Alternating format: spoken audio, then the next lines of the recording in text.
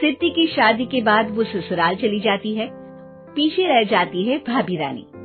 सिद्धि के ससुराल जाते ही भाभी कहती है, अरे वाह जी वाह, सारे कपड़े मेरे।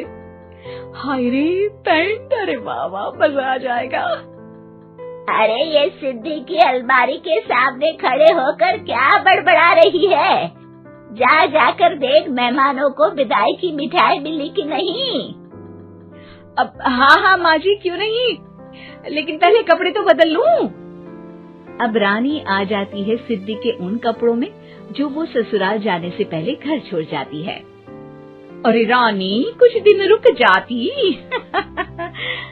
अरे ये तो सिद्धि बिटिया को मैंने ही दिया था, बड़ा ही फबता था उस पर, तुझ पर तो कुछ खास नहीं लग रहा।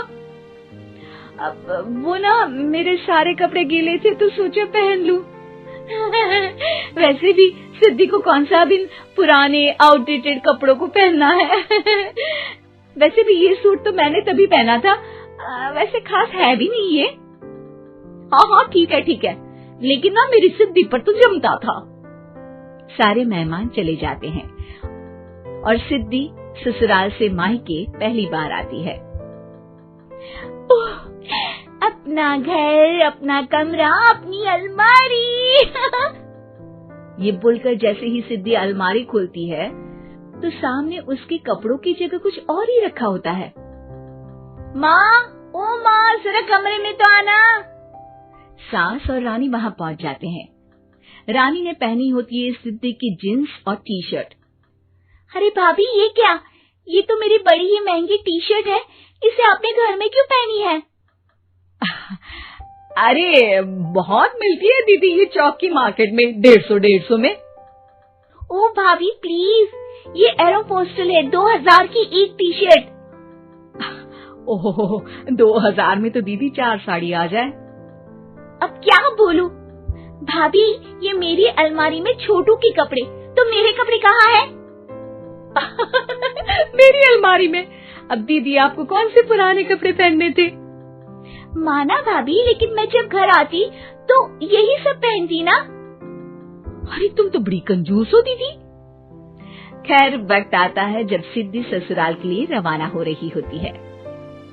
अरे रानी, अंदर से सिद्धि का गिफ्ट ले आ, लड़की पहली बार ससुराल से मायके आई है। रानी अंदर जाती है और एक सिंपल सी साड़ी लेकर बाहर आ जाती है।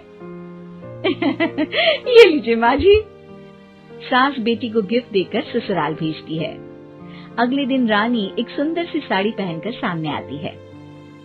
अरे रानी, ये तो वो साड़ी है जो मैंने सिद्धि को देने के लिए दी थी जब वो ससुराल ले जाती, लेकिन ये तूने कैसे पहन ली? अरे माँ जी, ये साड़ी तो मुझे बहुत पहले से ही पसंद थी, लेकिन चिंता ना करिए, मैंने सिद्धि के लिए भी अच्छी सी साड़ी दी है। हाँ। तभी सिद्धि का फोन आता है। क्या माँ, कुछ अच्छा तो दिया होता ससुराल ले जाने के लिए। अरे पहले दिखा दिया होता। ये चमकते हुए पैकेट में नौकरानी वाली साड़ी मत दिया करो माँ।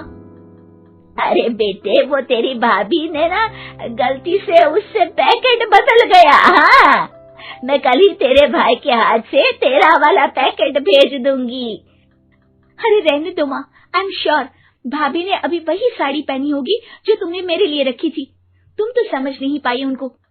खैर छोड़ो, मैं ज्यादा बोलती अच्छी नहीं लगती, रहने दो, आपको उन्हीं के साथ रहना है, फिर बात करेंगे।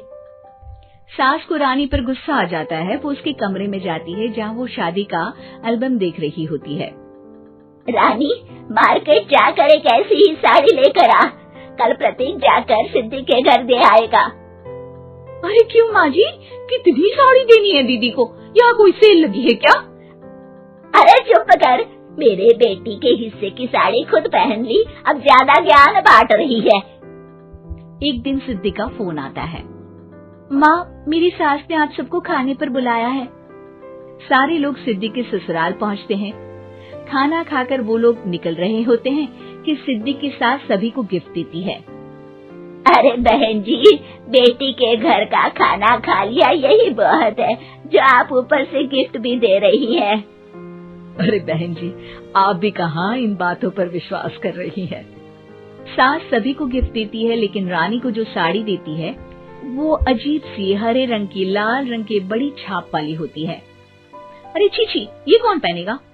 सासू माँ को तो जरी वाली इतनी सुंदर और मेरे लिए ये नौकरानी वाली।